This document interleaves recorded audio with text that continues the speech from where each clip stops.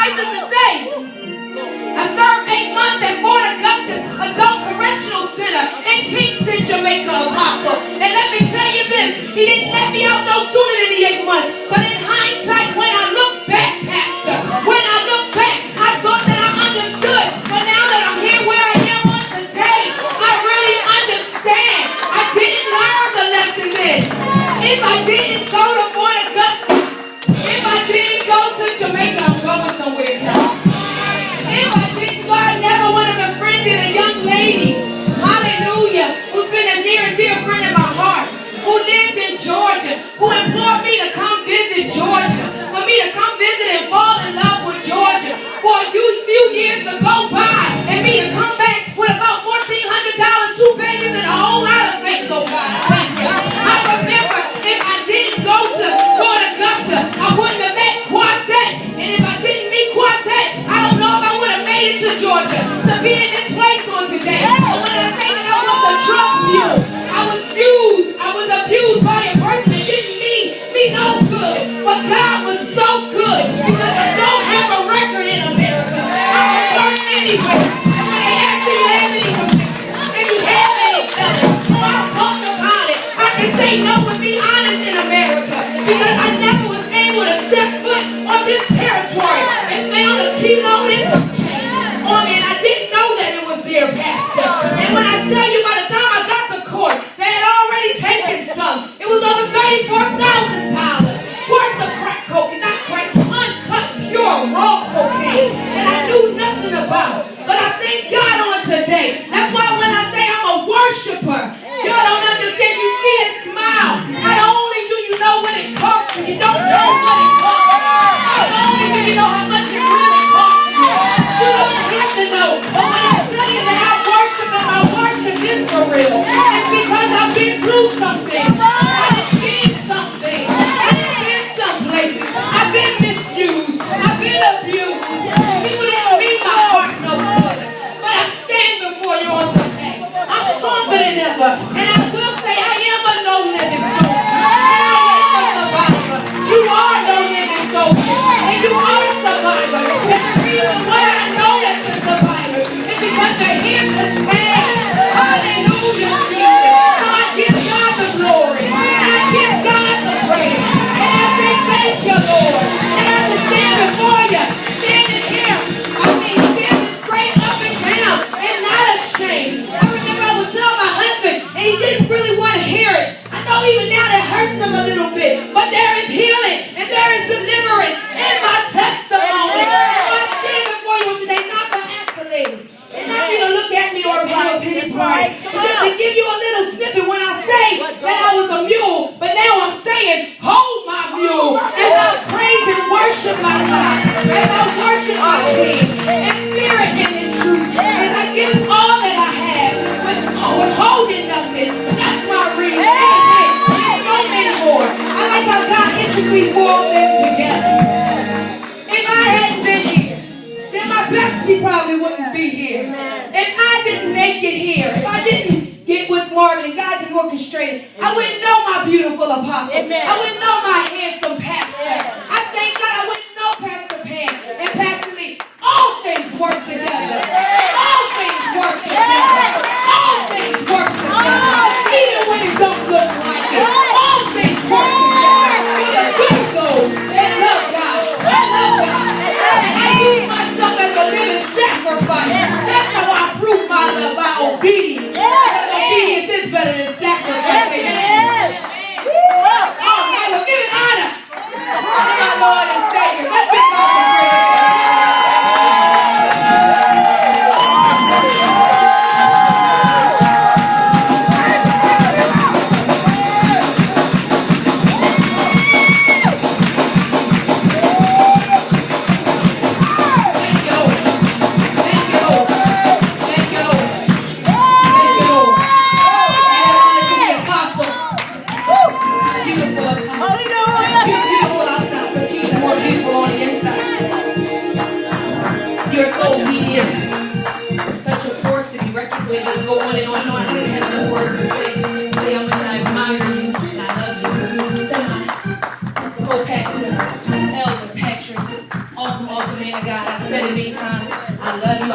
and I thank you for being her win.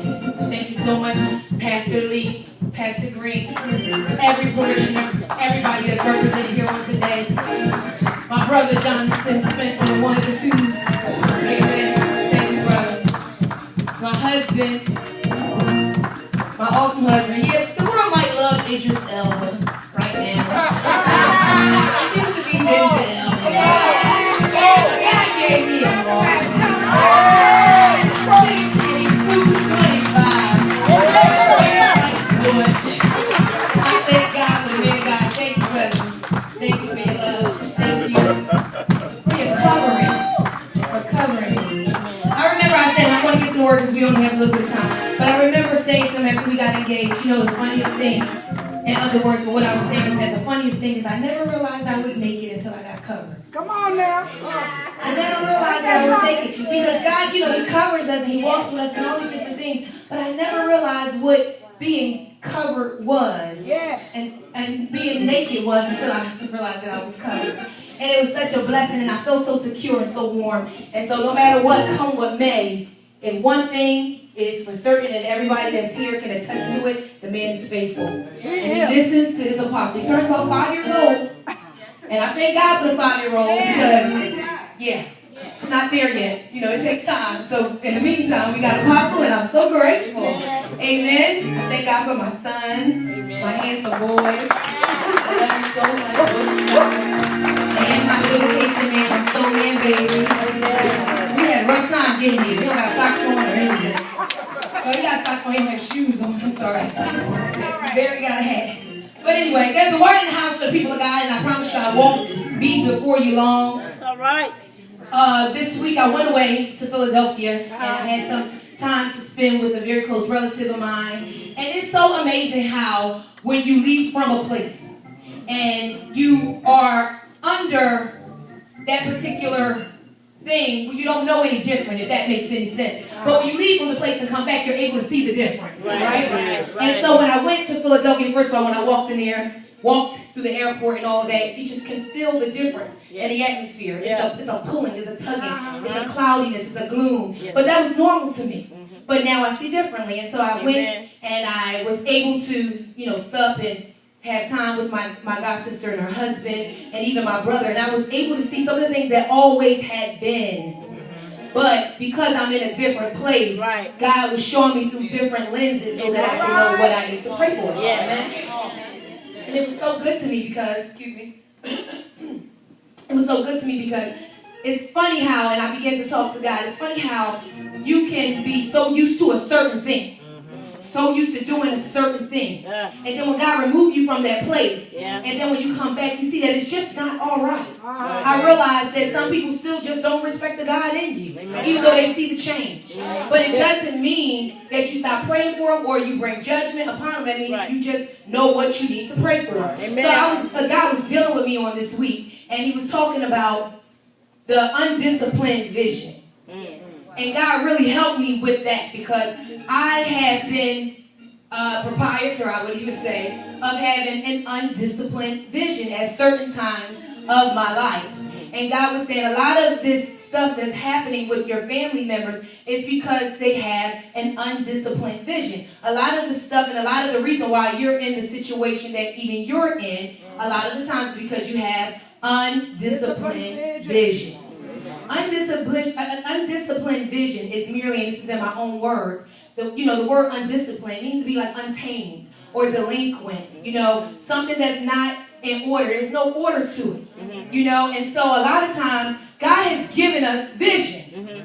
Some people sit and can go way, way, way up into the heavenlies, and God will give us fresh revelation, fresh vision. And I'm talking about the vision that comes from God. Not your own vision. Not what you think you want to do with your life or what you see was best for your life. I'm talking about the vision that God gives you. And that's a triumphant moment, if I'm correct. And I know it is. It's nothing like being at the feet of God and you seeing a fresh, revelated word in His word. And then you can go and Ask God to show you in the scripture, and you'll go to a random place and it'll back that thing that God had just spoke to you about before you even went into the scripture. It's nothing like that. And that's a beautiful thing to be able to get that revelated word, to be able to get that fresh vision. But what you do with it, once you come out of the heavens, because you know this is a demon-possessed valley. And we have to live and walk out the visions that God give us and make it manifest in this earthen realm. But what happens is reality hits.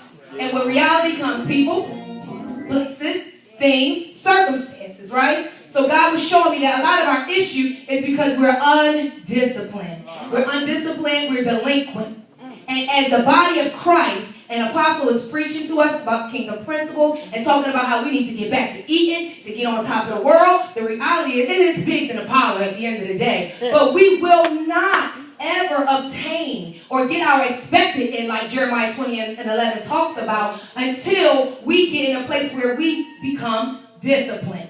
Disciplined in the vision that God gave us. Disciplined to walk this thing out. Amen? Amen. Amen. And I have an undisciplined vision is one that's untamed, is without structure, is delinquent, is always unprepared and late. Man, it's always unprepared, it's always late, and it's one that can't be blessed due to immaturity. It will not be blessed because God gave you the vision. That means He's already provided you with the provision, right? But if you're always unprepared and you're always late and you're immature, how do you expect for that thing to manifest? So now you'll live your life and you'll have, you'll be in His permissive will opposed to His divine will.